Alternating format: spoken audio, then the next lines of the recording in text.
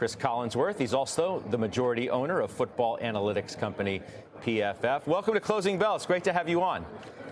Scott, this is big time for me right now. We're going to sit here. You guys, I feel like I should talk a little faster, so make it sound like I'm breaking some news and get right into the show. You guys are lively. It's fun. It's been great. I've been watching for about a half an hour now. Oh, we appreciate it. I might ask you for a stock pick then, since you went there, but I'll save that for later. Let's do football first. So let's talk about this second game, the one you're doing. Bills-Chargers, first ever commercial-free fourth quarter.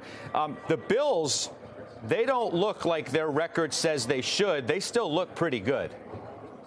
They went in and dismantled the Dallas Cowboys, who the week before dismantled the Philadelphia Eagles. So you start to feel pretty good about where the Bills are here. They switched to Joe Brady at the offensive coordinator position, been throwing it all over. But this past week, they ran the ball like crazy. So it's going to be an exciting game for us. A lot of reason to be pumped about this, especially the fact Mike and I, we really don't know what we're going to do in the fourth quarter. There are no commercials.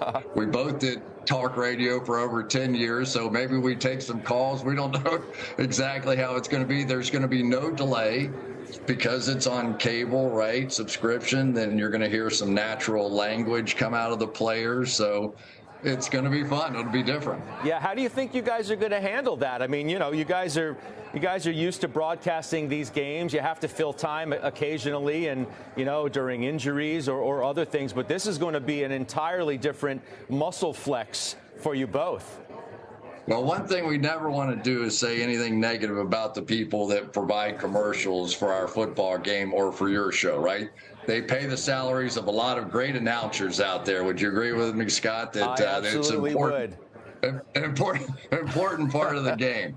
But we're excited about it because I think dating back all the way to my days when I used to work for HBO, there was always a curiosity of what if there were no commercials and it was just the game. The game would be over in 2 hours and we would be able to do this and do that. So it's a great experiment. We're excited about it. It's going to be a good game, and we're looking forward to it. Let me ask you about the other game that we've got on NBC and Peacock tomorrow. It's the Bengals and Steelers. A few weeks ago, if I said to you, well, the Steelers look pretty good, and now that the Bengals lost Burrow, they're going nowhere, you'd have said, well, that makes sense. And here we are a few weeks later than that, suggesting the opposite.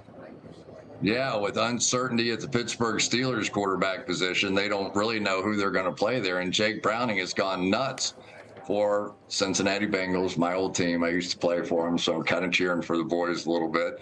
But, they really have just been astounding the last couple of weeks with some real surprises, being able to get right back in the race. Right now, they're in the playoffs. Yeah. Overall, 49ers have sort of set themselves apart in the NFC. It looks that way, at least. The AFC still looks wide open with a number of teams. I'm sure that you would say, well, they could do it. They could do it. This other team down in Baltimore, they could do it. How do you assess where we are now as we head in the final stretch? Yeah, I agree with you. San Francisco looks like the team to beat in the NFC, and we just saw Baltimore last week. The one team that I always sort of keep my eye on is Miami, because Miami has so much speed on that team, and when that team is right and when they're healthy, sometimes they can just be the most explosive thing that we've seen since the old St. Louis Rams back at the 2000s kind of thing. So it's going to be an exciting playoff this year. I have no idea. I think the 49ers a legitimate favorite. After that, here we go. It's just going to be a great year. Let me ask you about Pro Football Focus for a moment, but the greater theme of how analytics have really infiltrated all of sports, but they certainly play a role in the NFL. You have to kind of work it into the way you broadcast games, too, whereas, before maybe a punt would be a punt. Now it's a go for it on fourth down. Can you talk about the proliferation of analytics in football? Yeah, it's really been in the past decade or so. We now sell our data to all 32 NFL teams and over 200 other teams around the country, college football, USFL, Canadian Football League, all the different things. And it's exactly that. It's a lot of Do I punt? Do I kick a field goal? Do I go for it on fourth down? And we've seen the game sort of fundamentally change since the mathematicians have taken over the world. You know, clearly in your business, we've seen that for decades now.